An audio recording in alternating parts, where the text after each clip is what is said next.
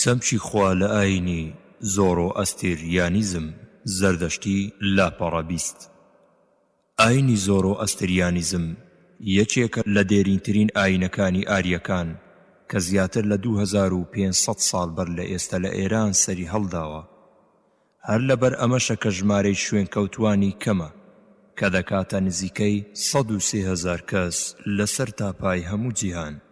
پەیامبەرە ئێرانیەکان زۆرۆستر زەردەشت دامەزرێنەری زۆرۆئەستریانیزمە. پەرتووکی پیرۆزی ئەم ئاینە بریتین لە دەساتیر و ئاڤێستا. وشەی خودا لە ئاینی زۆرۆئەستریانیزم پێی دەوترێت ئاهورا مەزدا. وشەی ئاهورا بەمانای خوا دێت، وشەی مەزدەش بەمانای زانا دێت، کەواتە هەردووچیان بەیەکەوە ئەهر و مەزدا واتای خوای زانا دەگەیەنێت.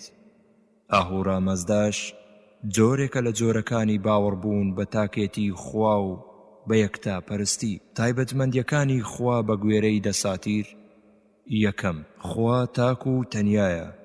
دووهەم، خوا هاوشێوەی نییە. سێهەم، نەسەرەتای هەیە و نەکۆتایی. چارەم، ئەو نەباوکی هەیە و نەدایک، هەروەها خێزان و منداڵیشی نییە. پێنجەم، ئەو شێوەی یاخۆد وێنایەکی نییە. شەشەم، نەچاو ئەتوانێت بیبینێت، نەهێزی بیرکردنەوە ئەتوانێت بیری لێ بکاتەوە. هەفتەم، ئەو لە سەرووی هەموو ئەو شتانەیە کە ئێمە بە مێشک و خەیاڵماندا دێت. هەشتەم، ئەو لە خودی خۆمان لێمان نزیکترە. تایبەتمەندیەکانی خودا بە گوێرەی ئاڤێستا.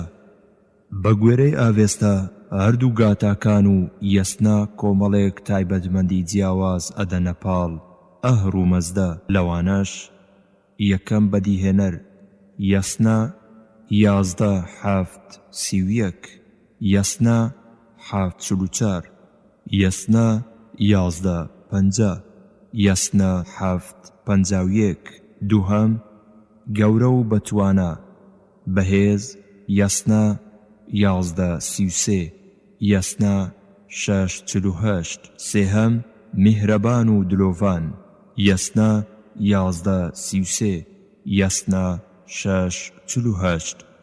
چوارەم، بەخشندە یەسنا 4:43، 7:5، 11:9، 15:13، یەسنا 2:44، یەسنا 5:45، یەسنا 9:46، یەسنا 3:48.